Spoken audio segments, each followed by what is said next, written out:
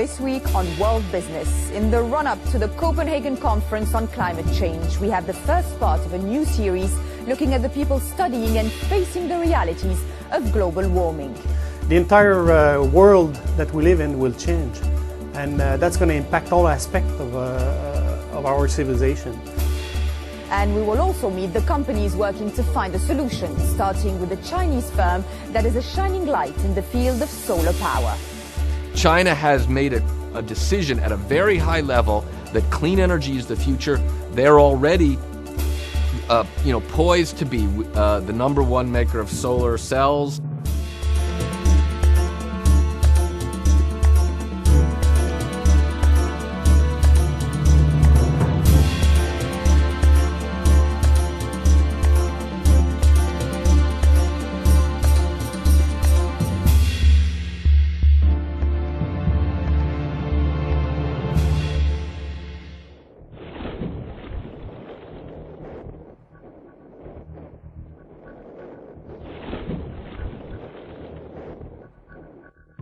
The Arctic is melting. It is melting much faster than we thought. And what we've seen for the last 60 years is a rapid warming of the Arctic world. And the most spectacular symptom maybe is the regression, the decline in the sea ice cover of the Arctic Ocean. There is a central pack ice which is permanent, which has been there for millions of years, and we're fearing now that it might disappear over the coming century. The scientists are already warning the politicians that it might be a 4-degree increase.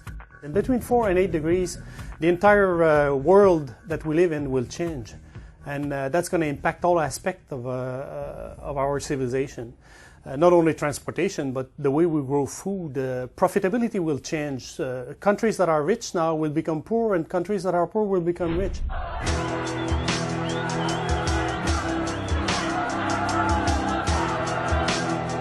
It's the geopolitical tension, it's the war, the conflicts that will be generated by this situation that are of concern. For us, but mostly for the coming generations.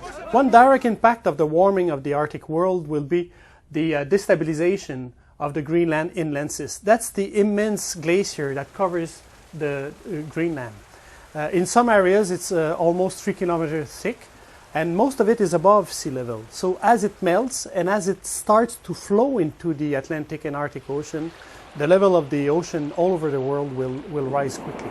And that represents a lot of problems. If you raise sea level by 2 meters, close to 20% of the population of the globe has to move. And this is the big concern of geopoliticians at this time. It's where will these people go? And this will bring a lot of conflicts and problems. ArcticNet is a network of centers of excellence. One of the main tools that we use is the research icebreaker Amundsen, which can bring up to 40 scientists in the Arctic to study all aspects of the Arctic. The research is telling us that things are changing faster than expected in the Arctic. And most important, we see changes in the migrations and the life cycles of the fauna, of the animals that live there. Climate change will occur, will happen. The impact will be major on our society, on our civilization. But if we would start to do things now, very quickly, stop procrastinating and do things, then I think we could avoid the worst of it.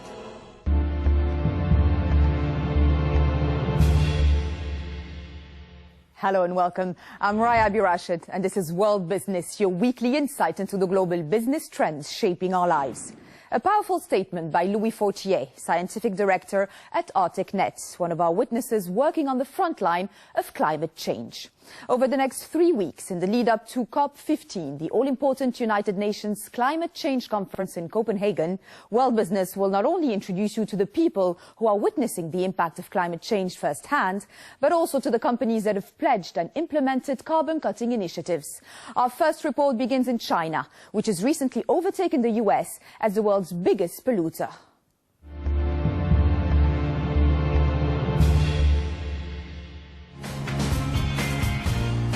Welcome to China Solar Valley. Located 300 kilometers south of Beijing, in the city of Dezhou, this is China's showpiece for a sustainable future. It boasts numerous records, including the world's largest solar-powered building, the world's longest street lit by photovoltaics, and the world's largest manufacturing base for solar thermal. In fact, nearly 70% of the city is powered by the sun. The project is spearheaded by Himin, founder and chairman of Himin, the world's largest maker of solar water heaters. The eye-catching headquarters of Himin's Sun Moon Mansion is a gateway to China's Solar Valley. Today, Himin produces more than double the amount of solar water heaters than the US and Canada combined. And it all started with a dream. This Sun and Moon Mansion indicate my dreams to promote solar energy into all the buildings of the world. Ming used to work for what can now be considered the enemy. A former oil equipment engineer, his epiphany took place when his daughter was born, and he realized her future was uncertain in a world relying on finite fossil fuels. So he started moonlighting, building water heaters, eventually giving up his job and starting commercial production in 1995. Today, Himin is a $300 million company with 60,000 employees. Costing less than $300, the heaters are springing up on rooftops all over China, residential and office buildings, schools and hotels. Traditional fossil fuel energy will be exhausted very soon. So this hotel is using solar water heaters, which saves about 50% energy. It is clean and will help solve the problems of the environment. It will improve the climate greatly.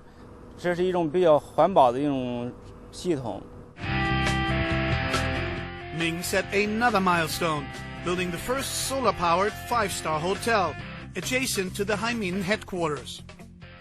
In total, how much less energy will be used by this hotel? 90%. Known in China as the Solar King, Ming's dream is to power China and the world with the inexhaustible energy of the sun. We want to tell the world that the green energy will not only benefit to the environment, benefit to our energy supply, but also benefit to our lifestyle, to everyday life, benefit to the appearance of buildings, of a town, of a city. And thus, China Solar Valley was born in 2003, a case study for sustainable living. China has made a decision at a very high level that clean energy is the future. They're already poised to be the number one maker of solar cells, the number one manufacturer of wind turbines. They're already the number one makers of solar hot water heaters, and they want to be the leader in electric cars and batteries. So yeah, the game is on, absolutely. And it comes at a critical time. According to a McKinsey study, over the next 20 years, China's cities will add over 350 million people, more than the entire population of the US today, putting pressure on energy, water, land, and the environment. While companies like Himin solely focus on solar and energy-saving products, increasingly other companies around the world are stepping up to help reduce their carbon footprint as well. Businesses have to position themselves, have to distinguish themselves, I think, in front of their investors as well as their consumers. And this trend has been picking up in the last 5-7 years tremendously. There are lots of environmental problems, such as the melting of the glaciers. We know that if we do not stop this, the Earth will be in a critical situation. It is our generation's mission and task to stop this. A sentiment the corporate world of today has begun to echo.